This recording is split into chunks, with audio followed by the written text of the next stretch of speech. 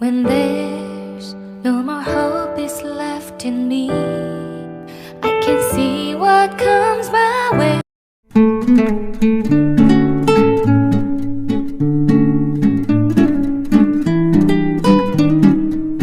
मैं अकेली बैठी धूप सेक रही हूँ। माँ की कई बातें याद आ रही है। माँ को अपने पास रहने के लिए लेकर आई थी। माँ अकेले घर में रहती थी। हमें उनकी चिंता लग रही थी, पर माँ अपना घर छोड़कर कहीं जाना ही नहीं चाहती थी। एक बार जब वे ज़्यादा बीमार पड़ी तो मैं इलाज का बहाना बनाकर उन्हें अपने घर ले आई, पर पूरे रास्ते माँ हमसे बोलती आई, हमें क्यों ले जा रही हो? क्या मैं अपने जड़ से अलग होकर तुम्हारे यहाँ चैन व सुकून से रह पाऊंगी? किसी पेड़ को अपने जड़ से अलग होने पर पनपते देखा है? मैं अपने घर से अलग होकर चैन से मर भी नहीं पाऊंगी। मैं उन्हें समझाती, माँ तुम किस ज़माने की बात कर रही हो? अब वो ज़माना नहीं रहा। अब लड़की की शादी कहाँ से होती है और वो अपने हस्बैंड के साथ रहती कहाँ है?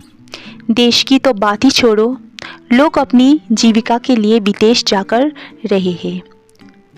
माँ कोई नहीं जानता कि कब कहाँ किसकी मौत होगी। घर में कोई नहीं है, तुम अकेले वहाँ रहती हो। हम लोग तुम्हारे लिए परेशान रहते हैं। यहाँ मेरे बच्चों के साथ आराम से रहोगी। बच्चों के साथ तुम्हारा मन लगेगा। कुछ दिनों तक तो माँ ठीक से रही, पर जैसे ही तबीयत ठीक हुई घर जाने के लिए परेशान हो गई।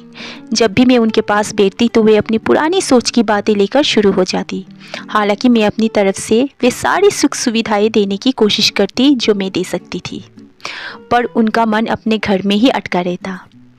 आज फिर जैसे ही मैं उनके पास गई तो कहने लगी, सुनो सुनैना, मुझे घर ले चलो, मेरा मन यहाँ नहीं लगता। मेरा मन वहीं के लिए बेचैन रहता है। मेरी सारी यादें उसी घर से जुड़ी है, और देखो मेरा संदूक भी वही है जिसमें मेरी काफ़ी सारी चीज़ें रखी है। उन सब से मेरी यादें जुड़ी है। मेरी माँ का मेरी नानी के बारे में मोतिया वाला बटुआ उसी में है। उसमें तुम लोगों की छोटी छोटी बालियाँ और पायल जो तुम्हारे नानी ने दी थी रखी है। तुम्हारे बाबूजी की दी हुई साड़ी जो उन्होंने पहले तनख्वाह मिलने पर सबसे छिपा कर दी थी उसी संदूक में रखी है। उसे कभी कभी ही पहनती हूँ। सोचा था कि मरने के पहले तुझे दूंगी। धन्यवाद। तो दोस्तों, ये थी आज की एक छोटी सी एक माँ की कहानी। आप लोगों को कैसा लगा? एक लाइक कर दीजिए, कमेंट कर दीजिए और ज़्यादा से ज़्यादा शेयर कर देना। चैनल पे नए हैं तो एक सब्सक्राइब जरूर कर दीजिए। तो मिलते हैं अगले ही ऐसी कहानी पर। तब तक के लिए आप सबको धन्यवाद। स्वस्थ रहे, खुश रहे। जय सिया राम।